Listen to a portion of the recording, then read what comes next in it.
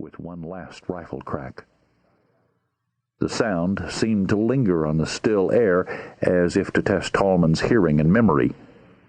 He continued to listen and to wonder if he had imagined everything, if the sounds were not just some aural mirage, a trick played on him by the desolate and empty landscape, and his own solitary state of being. He strained to listen for the sounds of hoofbeats, or one last savage screech, but the slight breeze was just whisper in his ears, almost like the dead sound heard in the graceful folds of a seashell.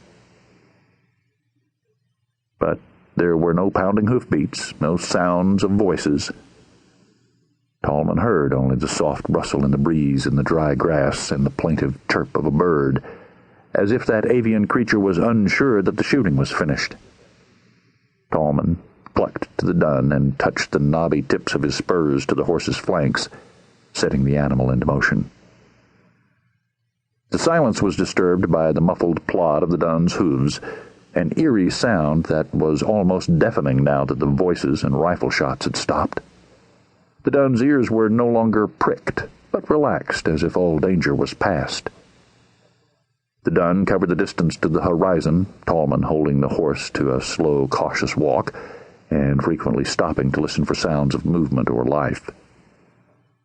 At the distant point he had marked mentally, Tallman stood up in the stirrups to peer ahead. He saw a line of cottonwoods and willows along the Brazos River that wound through the land from the northwest. He had known the river was there, for he had crossed it before. Nearly 1,000 yards away, Tallman saw the wagons moving northeast, away from the river. 5 of them, 2 covered, the others open, laden with furniture and tools, pulled by winter-haired mules that plodded under heavy harness. A lone man rode in the front, leading the way. A buck-skinned man on a big bay, pistols dangling from his saddle horn, a rifle laid across the pommel, the brass fittings, butt plate, patchbox, trigger guard gleaming golden in the sun. White smoke still lay among the grasses like folds of cotton batting, wisps of it breaking off and curling in the air like ghostly tendrils of some decimated spirit. Tallman scanned the ground for pony tracks as he rode closer to the departing wagon train.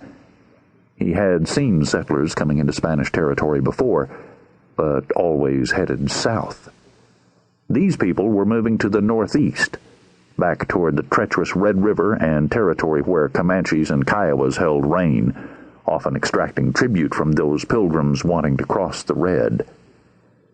There apparently had been no casualties, for he saw no dead men on the open plain.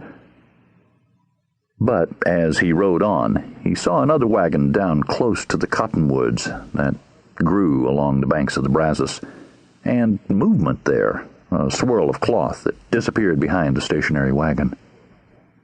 Tallman turned his horse to intercept the wagon master. He was conscious of being observed by those in the wagons and those who rode behind, young men from the looks of them, and another riding flank, an older man who was also carrying a rifle. Tallman waved, but the wagons did not stop, and one of the men at the rear unlimbered his rifle and pointed the muzzle in Tallman's direction. Tallman did not jog the dun, but held his steady pace so that he would not alarm those who were suspicious of him. As he drew closer to the head of the train, he saw the roiled, roughed-up ground, crisscrossed by unshod pony tracks, but giving no sign of where the redskin marauders had gone. Tallman saw 3 young men guarding a half-dozen cows, and wondered if the Indians had been after the stock. So zealously were the youngsters watching after a few scrawny head. He angled the dun toward the man riding in the lead, more out of curiosity than any wish to involve himself in whatever troubles these pilgrims might have. He could feel their eyes directed at him in dour and silent suspicion. He did not wave a greeting, nor did any of their number hail him. He felt, as he rode across the empty prairie, that he was about as welcome as a leper.